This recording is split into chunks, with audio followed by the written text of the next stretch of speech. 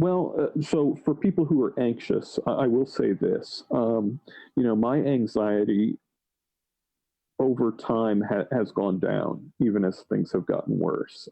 Early on in this, someone posted a paper about crisis communications and about how if you've got a public health thing like this, actually you should communicate early and you should say things. Things might get bad early because there's apparently something called an adjustment reaction where you kind of want people to do the freaking out before things are bad. And I've found that to be the case for me, that like I was most worried about it early on, but now I'm kind of oriented towards, what I think might happen near term, long term.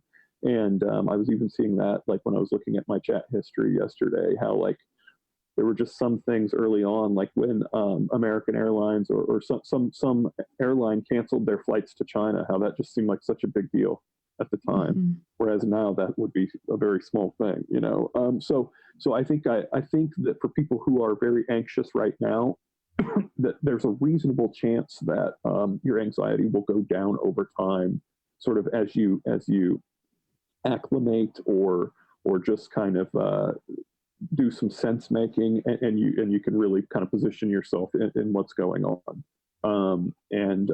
Luckily, like I said, for me, that was earlier. So, I think for about a month now, this has felt less dreadful than it did in the first month for me.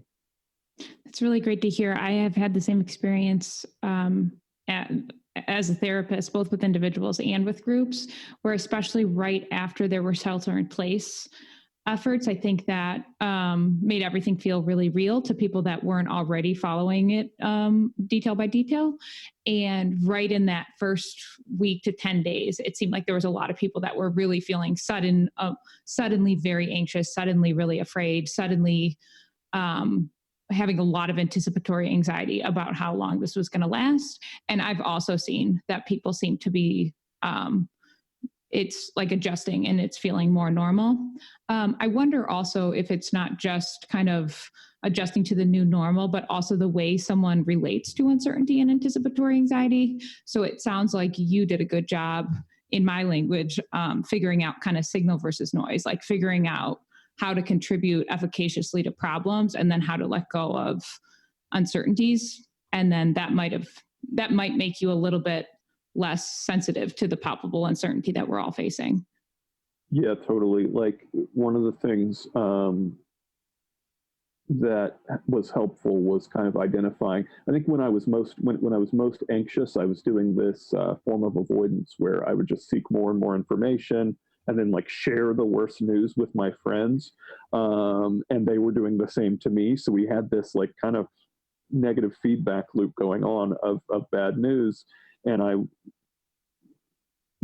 talking to you actually was kind of trying to figure out why we would do that. And I think it felt like when you see a piece of bad news like that, you kind of feel scared, and you don't want to feel scared alone.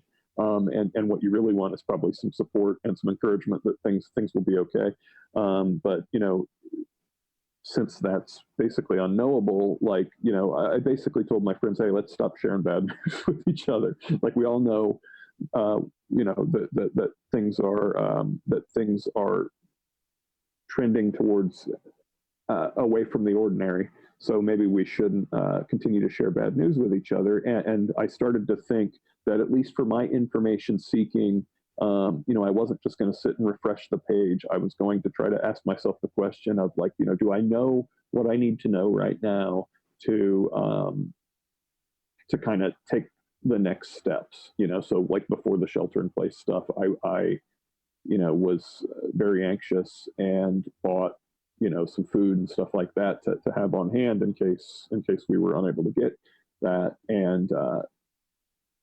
And kind of once I had that plan in place, it was like, well, what do I need more information for? And so I've tried to use that a little bit as well as like, do I need more information to make, necessary plans that I might need to make, about like, what if a loved one gets sick, or what if the store is out of X, Y, or Z? and that's been pretty helpful as well. Now, though, I feel like I've got a little bit more balance in terms of the way that I'm consuming that information. I don't think I'm just sort of anxiously clicking for the next story, looking for either a distraction from anxiety I'm feeling or, maybe a piece of good news or something like that. Like I feel like I've got a more balanced approach. Yeah, and I want to hear more about that because I like to think about the news right now as an intrusion. So you could have an internal intrusion, which would be an unwanted intrusive thought that arrives with a spike of anxiety, or worried thought that arrives with a spike of anxiety. But you can also have external intrusions, and the news seems to be bombarding people sometimes with just it's intrusive because it is worrisome, and then it arrives with a spike of anxiety, and then you have the urge to figure out what's happening or share it with someone else or like do something about it in a way that current Uh-oh. events don't always make people feel like they have to do something about it immediately. So it seems like you've managed the intrusiveness of it